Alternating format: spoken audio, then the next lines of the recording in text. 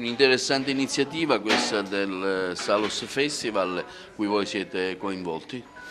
È il Festival della Salute che cerca di portare l'azienda sanitaria provinciale e tutto il sistema sanitario nazionale e regionale vicino al cittadino, vicino all'utente comune, cercando di fruire degli interscambi, migliorando il concetto proprio di educazione alla salute. Noi abbiamo un'unità operativa di educazione alla salute e quindi agendo sulla prevenzione, che è il cardine dell'attività sanitaria. Prevenzione che deve essere inculcata già in età scolare, in età infantile, così che il soggetto si abitui a quegli stili di vita che gli consentono, più che le cure che possono intervenire per arginare una patologia che si è instaurata, per prevenire la patologia stessa, insieme a tutte le altre metodiche di prevenzione che poi noi tecnici dei settori sanitari cerchiamo di porre in essere. Per Sergio Caltabiano, direttore della formazione CEFPAS, che sta organizzando Salus Festival. Ecco, lei è stato un po' l'ideatore di questa manifestazione. Cosa l'ha ispirata? L'ispirazione è nata dal fatto che per cambiare una cultura che è quella dei mass media tradizionali verso stili di vita che non sono sempre quelli più corretti e più sani, bisogna entrare a livello di comportamenti, di emozioni, di valori, e per fare questo, soprattutto per le giovani generazioni,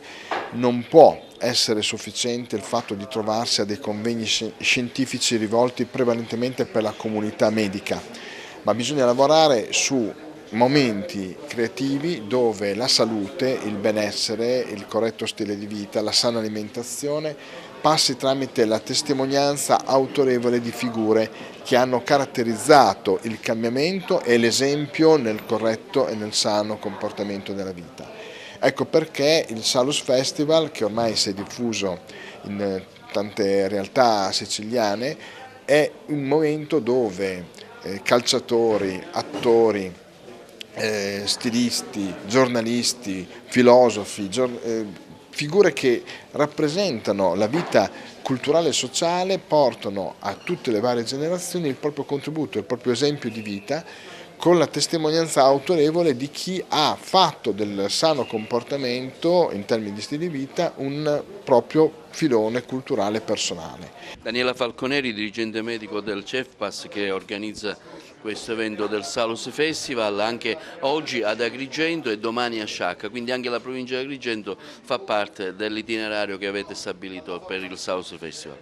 Assolutamente sì, noi siamo veramente felici perché la nostra terra quest'anno ha toccato 4 province. Siamo partiti da Trapani, abbiamo proseguito con Siracusa e poi c'è stata la tappa di Caltanissetta, oggi siamo ad Agrigento. Io credo che il Salus Festival sia anche un itinerario, oltre che di salute, anche di bellezza della nostra terra, che ci dispensano dei messaggi antichi, anche in termini di salute. Agrigento è un contesto suggestivo, straordinario, e credo che riscoprire il messaggio antico della tradizione, dei valori che i nostri padri, progenitori ci hanno trasmesso, sia un elemento anche importante per fare festa, perché il Salus è una festa dell'educazione, della prevenzione e della promozione della salute. Con questo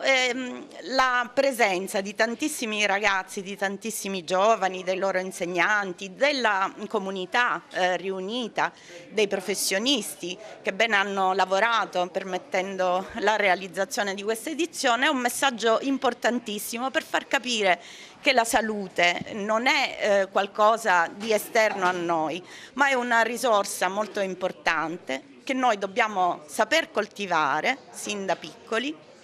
e dobbiamo averne responsabilità.